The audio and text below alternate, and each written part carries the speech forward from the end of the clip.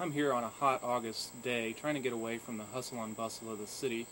I'm here on the property of Mike and Diane Bird, where I've thrown away all the newspapers and the headlines such as Iraq orders a roundup of all foreigners, Iraq builds up troops along the Iraqi border, Iraq might be trying to attack Saudi Arabia. I don't even want to think about that.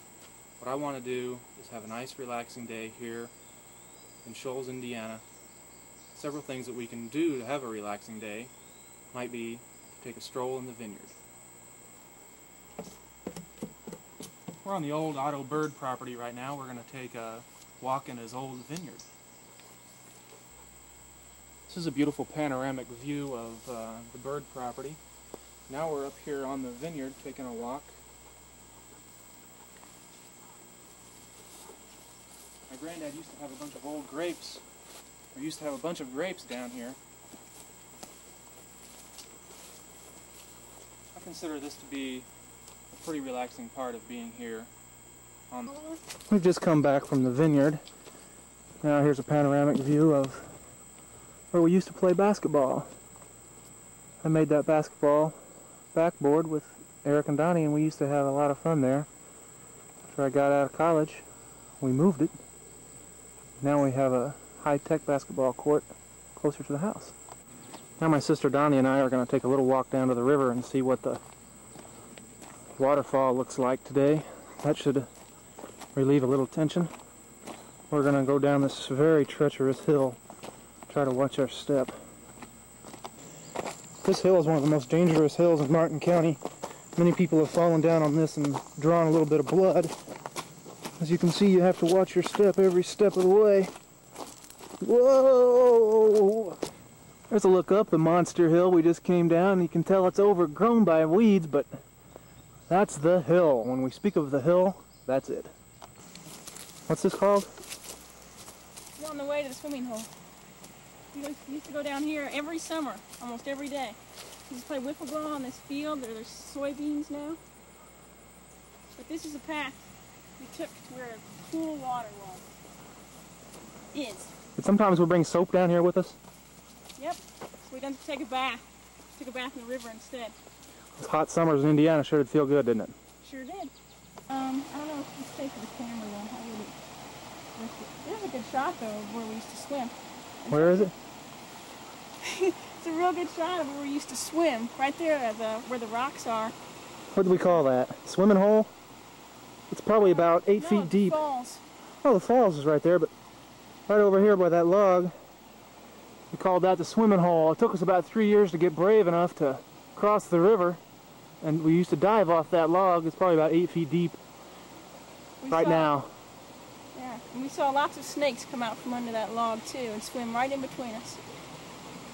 Times when it rains a lot, the water gets all the way up to where we're standing and even over our heads. It goes all the way up to where the hill is. It's amazing, isn't it? It's amazing. It's very enjoyable just to be able to sit down here by the waterfall and relax. Every once in a while when we'd be swimming down here, some horseflies would get us. We have some pretty good stories about some horseflies. Horseflies are terrible in the summertime right here. Any horseflies ever get you, Donnie? All the time. We used to go running up to the hill, running up to the house. So when they were there, when we were swimming, we used to yell, "Bees!" And then we'd all duck into the water. That was fun, wasn't it? Yep. What year was that, do you think? 1978, probably 70? 1977. Right in there somewhere? Yep. There's a little view up from the swimming hole. Dad's got this planted with soybeans right now. There's a view of the house from the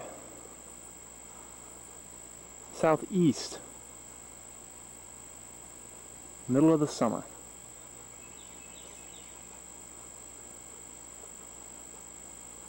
These are the world's tallest tree weeds. Oh. Tallest weeds in our cattle corral. They must be 20 feet Take high. 3. These must be the tallest weeds in our cattle corral. They must be 20 feet high. You might be able to see way off in the distance we have some cows back there. I think Mom said we have 11, is that right? Yep. 11 cows. I guess they're steers, not cows. Eventually they'll bring some good meat to our freezer. Now we're on our way back up the treacherous hill. Believe me, it's just as treacherous coming up as it is going down. Gotta watch your step every step of the way. I'm all winded from coming up the hill, but there's our first basketball goal we had set up. As soon as we put the barn up, basketball goal was next. First one we had, the history of the basketball goal at the bird farm has advanced from that to that, which is now history, to this high-tech basketball court where everyone is a competitor. Here's the view from the side yard of the house looking southeast, right down towards the swimming hole. We've just taken a little relaxing tour. Actually, I'm huffing and puffing, so it wasn't quite relaxing for me. A little relaxing tour of the grounds here at the bird farm. Now we're going to go in and see some views of the bird family. There's Eric cleaning the 22 caliber high-tech rifle that we have. Eric just got back from California.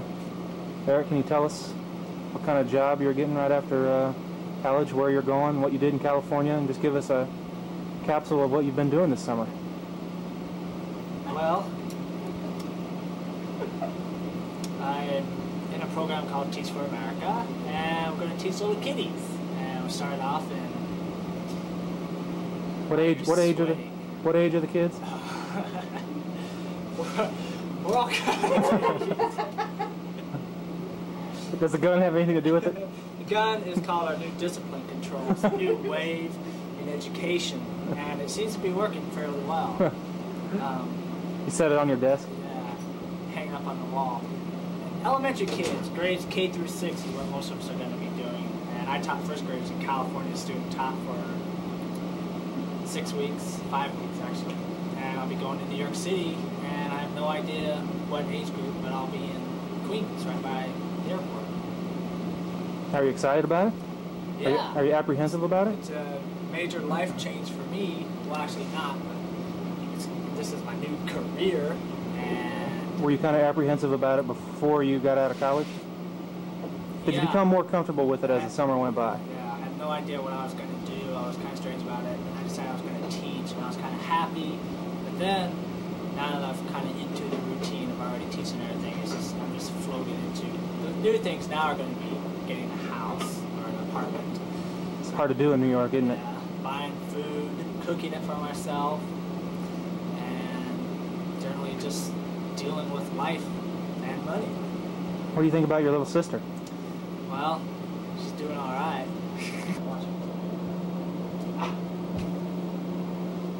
Okay, Donnie, what have you been doing this summer? Working at a computer store at Notre Dame campus, selling and clerk work. Did you run the cash register? A lot, but their cash register is pretty smart cash register. It's a computer system. Were you tempted to take some money home with you? Handling cash seems like... very tempted because I do the requisitions and I do the deposits every week. What is Eric doing, Donnie? Looks like he's trying to shoot a book. He's emulated his big brother.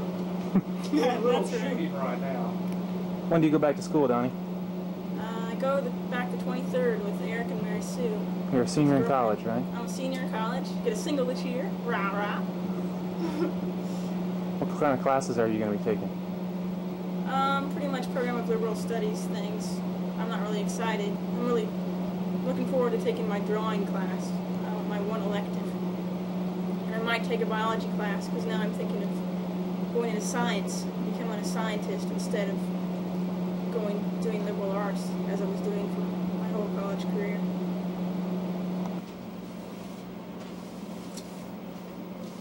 What have you been doing this summer, Mom? Tell us about your new job. I've been learning a new job. I'm going from 17,000 to 30,000 in 6 months. How about that? Is that the most important part for you? Money? No, the most important part is that I couldn't stand being a clerk anymore. Now I don't have to be. It makes you feel a lot better about yourself, doesn't it? Yeah. What does your husband think about that? Oh, he's been pushing me all the way. They call it being emotionally supportive. He's a good guy to have around, though, isn't he? Yeah, I'm going to keep him. Okay. It sure is neat having 3 people home today that I haven't seen for a long time. Eric and Donnie have been gone all summer.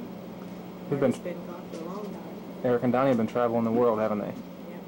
Donnie went to London for a semester. Eric went to Israel for a semester. Marty stays home in Indianapolis, but he doesn't get a chance to visit Shoals very much. That's okay. He's here now.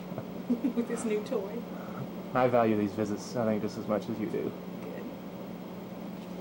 Oh, show me that. Tomato juice. What have you been doing this summer, Dad?